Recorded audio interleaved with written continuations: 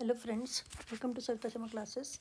हमारा आज का टॉपिक रहेगा resume writing with a covering letter. Last video में भी हमने यही किया है, तो एक प्रैक्टिस एक्सरसाइज और कर लेते हैं इसके पहले कि हम आगे बढ़ें। तो आज की हमारी एक्सरसाइज होगी, you wish to apply for the post of a receptionist in some hotel, write your resume along with a suitable covering letter for the post।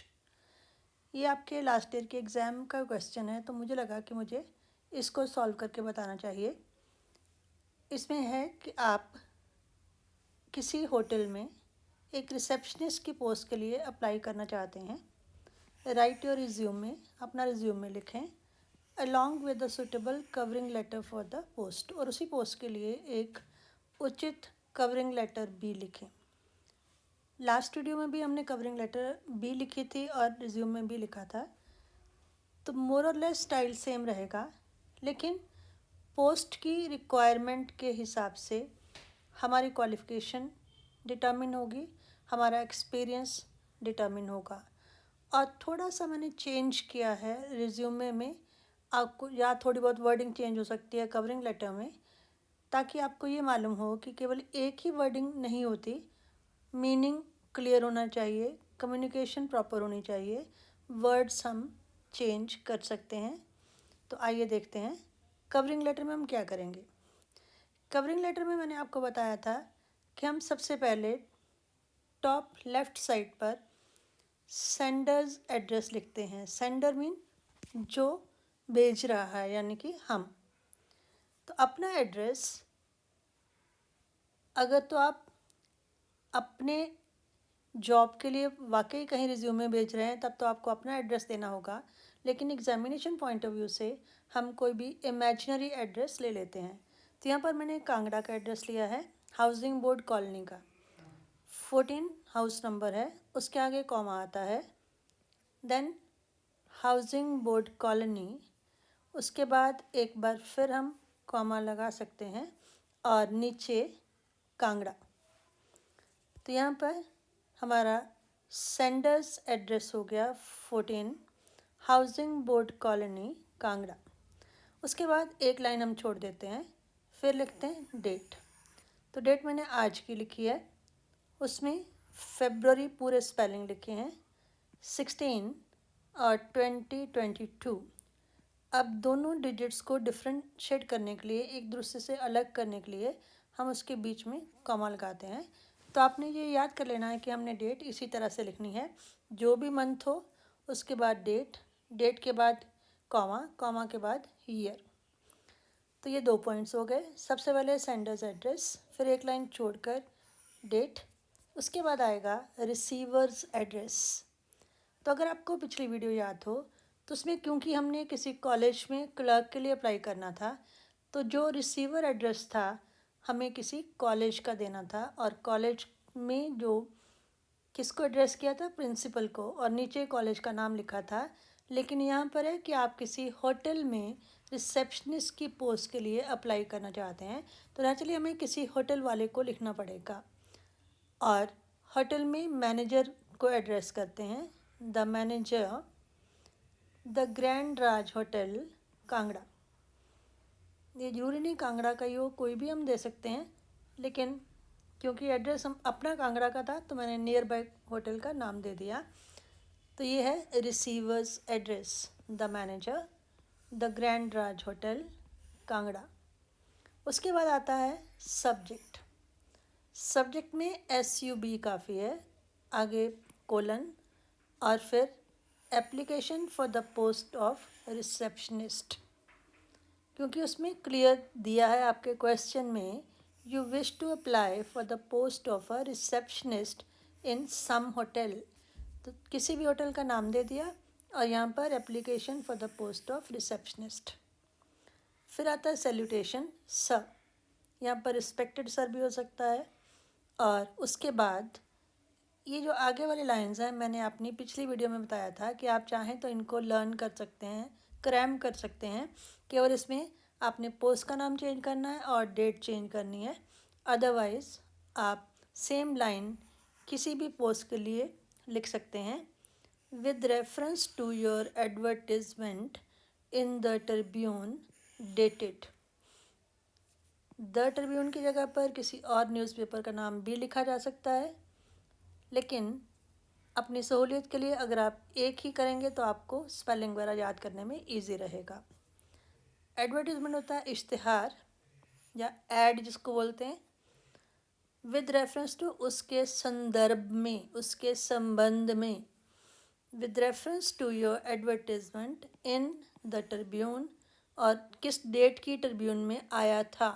Dated February 10, 2022। तो यहाँ पर थोड़ा सा डेट का ध्यान रख लेना है, क्योंकि हम लिख रहे हैं आज के दिन। आज है 16, तो मैंने 5-6 दिन पहले की डेट यहाँ पर दे दी। तो यहाँ पर ये ध्यान रखना है कि ऐसा ना हो कि 3-4 महीने का गैप हो जाए, या फिर आप फेब में लिख रहे हैं तो आप मार्च की डेट डाल दें या अप्रैल की डाल दें। तो ये थोड़ा सा माइंड में रखने वाली बात है।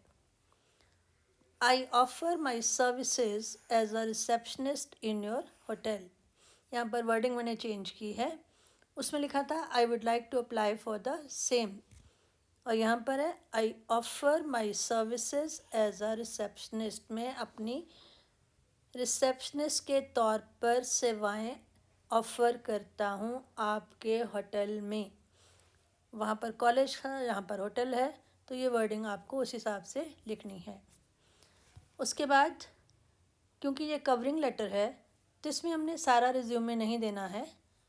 हम केवल इतना लिख रहे हैं, I fulfil all the eligibility criteria for the given post. Given post, जो पोस्ट आपने एडवर्टाइज़ की है, उसके लिए जितनी भी एलिजिबिलिटी क्राइटेरिया हैं मैं उन्हें पूरा करता हूँ, यानी कि मेरी क्वालिफ़िकेशन वगैरह उसके अनुरूप है। My resume is enclosed along with this application. इस एप्लीकेशन के साथ मेरा रिज्यूमे अटैच्ड है। तो ये लाइन लगभग सेम है जो पिछली वीडियो में मैंने लिखी थी, ताकि आपको ये लाइंस याद हो जाएं।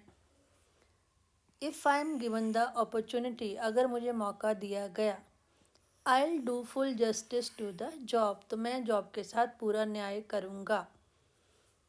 तो ये लाइन भी चाहे सेम आप रट लें या पिछली वीडियो वाली रट लें। थैंकिंग यू हर एक में आता है, योर्स फेथफुली हर एक में आएगा, और नीचे नाम कोई भी दिया जा सकता है, इमेजिनरी नाम। तो यहाँ पर मैंने लिख दिया संजय। तो ये है एक कवरिंग लेटर की फॉर्मेट। उसके बाद है रिज्यूमे।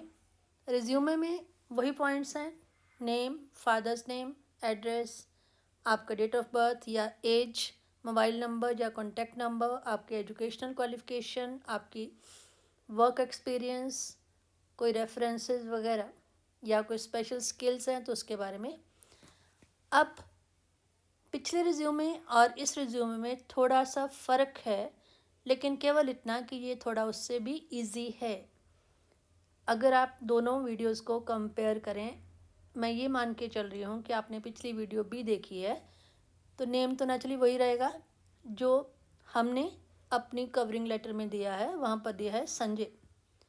फादर्स नेम वहाँ नहीं दिया है, तो हम कुछ भी लिख सकते हैं। संजय के साथ मैंने कास्ट नहीं लिखी है, तो फादर की कास्ट कोई भी हो सकती है। तो यहाँ पर मैंने लिखा है श्री रमेश चौधरी। ये ध्यान रखना है कि फादर के नेम के पहले श्री लिखना ज़रूरी है। उसके बाद एड्रेस वही लिखा है जो आपके कवरिंग लेटर में सेंडर्स एड्रेस दिया था, 14 हाउसिंग बोर्ड कॉलोनी कांगड़ा। उसके बाद मैंने वहाँ पर डेट ऑफ बर्थ लिखी थी, यहाँ पर एज लिख रही हूँ। तो एज रिलेटिवली इजी है कि अंदाजे से आप 26 ईयर्स, 27 ईयर्स, 29 ईयर्स ऐसे कुछ लिखते हैं।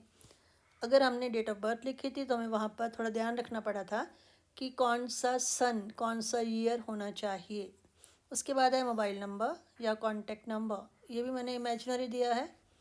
उसके बाद है एजुकेशनल क्वालिफ़िकेशन। ये इमेजिनरी बार बार मैं इसलिए यूज़ कर रही हूँ कि यहाँ पर हम एग्ज़ामिनेशन पॉइंट ऑफ व्यू से बात कर रहे हैं, लेकिन अगर आप कहीं रियल लाइफ में अपना रिज्यूमे किसी को सेंड करते हैं तो वहाँ आपने real name, real address, real phone number वगैरह सब कुछ रियल होना चाहिए।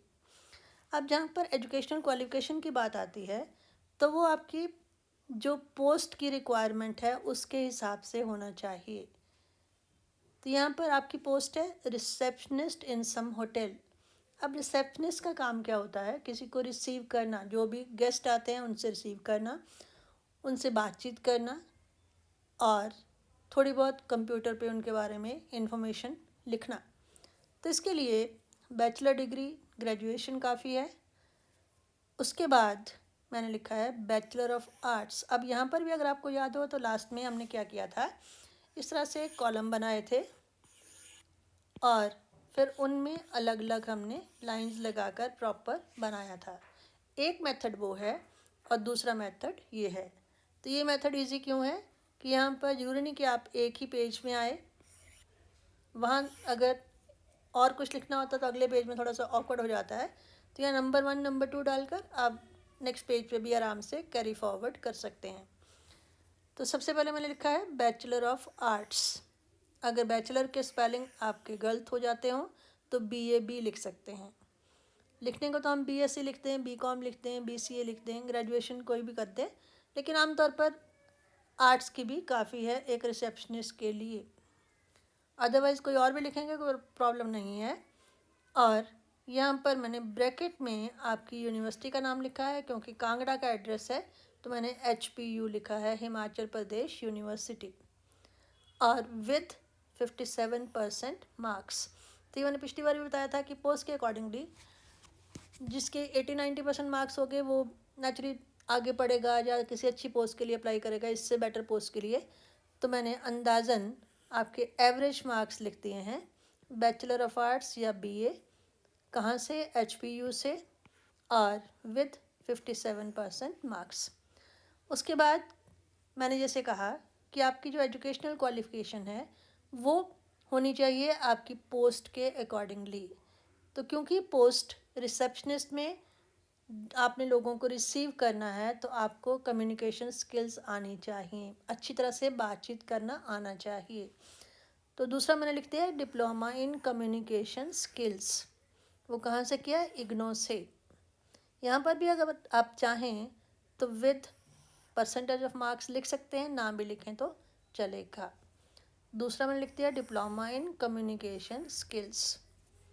उसके बाद कंप्यूटर की नॉलेज हो तो और भी अच्छा है, क्योंकि मैंने जैसे बताया कि वहाँ पर जो रिसेप्शनिस्ट है वो तो कंप्यूटर रिलेटेड काम भी उसके होते हैं। तो मैंने लिख दिया diploma in computer science. Diploma लिखा है, डिग्री नहीं लिखा है। और NIIT धर्मशाला से, कोई भी कंप्यूटर रिलेटेड इंस्टीट्यूट का नाम आप दे सकते हैं। तो यहाँ पर मैंने NIT धर्मशाला लिख दिया।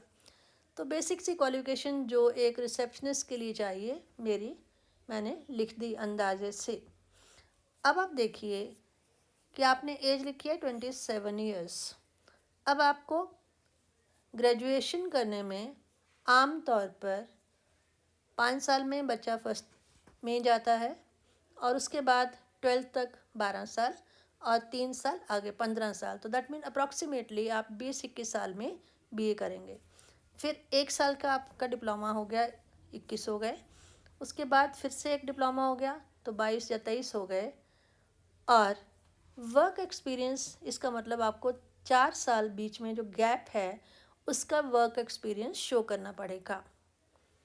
तो मैंने यहाँ पर वर्क एक्सपीरियंस में लिखा, पिछली बार मैंने 2 या 3 लिखे थे लेकिन यहाँ पर एक ही लिखा है, और उसी में लास्ट 4 इयर्स लिख दिया, क्योंकि कोई व्यक्ति 4 साल से भी किसी सेम पोस्ट पर सेम होटल में काम कर सकता है। अगर आप चाहें तो इसको 2 हिस्सों में बांट भी सकते हैं, 2 अलग अलग होटल्स का या किसी और इंस्टीट्यूट का नाम दे सकते हैं, लेकिन यहाँ पर मैंने एक में ही 4 साल कवर कर दिए। ये चीज़ें आपको ध्यान में रखनी होती हैं, क्योंकि 4 साल का गैप अगर आप बोलें कि मैंने कुछ भी नहीं किया, मैं घर पे बैठा था, तो वो आपकी जॉब के लिए नेगेटिव जाता है। तो इसलिए हमें ये शो करना है कि मैं फ्री नहीं बैठा हूँ, मेरे पास जो भी फ्री टाइम था मैंने उसको यूटिलाइज़ किया है प्रॉपरली। तो क्योंकि होटल में रिसेप्शनिस्ट की जॉब है तो मैंने जो वर्क एक्सपीरियंस है वो भी इसी तरह का बताया। Working as a receptionist at, किसी भी होटल का इमेजिनरी नाम, hotel Sunview Shimla, for the last 4 years। तो इस तरह से मेरे साल भी कवर हो गए और एक वर्क एक्सपीरियंस का बेनिफिट भी मिलता है। तो ये है मेरा work experience working as a receptionist. मैं वर्क कर रहा हूँ एक रिसेप्शनिस्ट के तौर पर। कहाँ पर? एट होटल सनव्यू शिमला, किसी भी होटल का नाम दे सकते हैं। और फॉर द लास्ट 4 years, पिछले 4 सालों से। तो इस तरह से आपने देखा, आपने नाम भी दे दिया, फादर्स नेम भी दे दिया, एड्रेस भी दे दिया, एज भी दे दी, मोबाइल नंबर भी दे दिया। ये थी आपकी पर्सनल इन्फॉर्मेशन। उसके बाद एजुकेशनल क्वालिफिकेशन दे दी और फिर आपने वर्क एक्सपीरियंस दे दिया। और हमें चाहिए होते हैं रेफरेंसेस। ये मैंने आपको बताया था कि रेफरेंसेस इसलिए होते हैं कि अगर आपका जो प्रोस्पेक्टिव एम्प्लॉयर है आपके बारे में, आपके कैरेक्टर के बारे में, आपके वर्किंग स्टाइल के बारे में कुछ जानना चाहे तो वो कुछ गणमान्य व्यक्तियों के नाम रेफरेंस के तौर पर दिए जाते हैं। तो एक तो मैंने उसी होटल के मैनेजर का नाम दे दिया, यहाँ पर मैं पिछले 4 साल से काम कर रहा हूँ। नाम कोई भी इमेजिनरी लगा दिया, Shri Rakesh Sharma, manager hotel Sunview Shimla, क्योंकि यहाँ पर होटल सनव्यू शिमला की बात हुई। और दूसरा मैंने किसी डॉक्टर का नाम लिख दिया है, डॉक्टर राजकुमार, कोई भी नाम इमेजिनरी, ENT सर्जन कांगड़ा। यहाँ पर किसी बैंक मैनेजर का नाम दिया जा सकता है, कहीं किसी MLA का नाम दिया जा सकता है, कोई म्यूनसिपल कमिश्नर का नाम दिया जा सकता है, किसी भी नाम, कोई भी नाम। और ये सारी आपकी रिज्यूमे लिखने के बाद राइट साइड आप अपने सिग्नेचर करते हैं और नीचे चाहें तो नाम भी लिख सकते हैं कैपिटल लेटर्स में, और लेफ़्ट साइड डेट लिखी जाती है। तो डेट वही होगी जिस डेट को आप रिज्यूम में दे रहे हैं, तो वो है February 16, 2022। तो ये था एक प्रैक्टिस एक्सरसाइज कवरिंग लेटर और रिज्यूमे राइटिंग के लिए। मैं चाहूँगी कि आप इसको करने से पहले पिछली लेटर भी पढ़ लें और दोनों में क्या डिफरेंसेस हैं वो देख लें, और आप किसी भी एक फॉर्मेट को अडॉप्ट कर सकते हैं। इसके नेक्स्ट वीडियो में मैं कुछ और तरह के रिज्यूमे आपको लिखना बताऊंगी। ये थे कवरिंग लेटर के साथ, वो होंगे विदाउट कवरिंग लेटर। हम हर वो पॉइंट कवर करेंगे जो आपके एग्ज़ाम में आ सकता है। तो आई होप आप इस वीडियो को पसंद करेंगे। अगर आपको अच्छी लगे अपने फ्रेंड सर्कल में इसको शेयर करें, और जिन्होंने अभी तक मेरे चैनल को सब्सक्राइब ना किया हो वो इसे सब्सक्राइब करें। Thank you.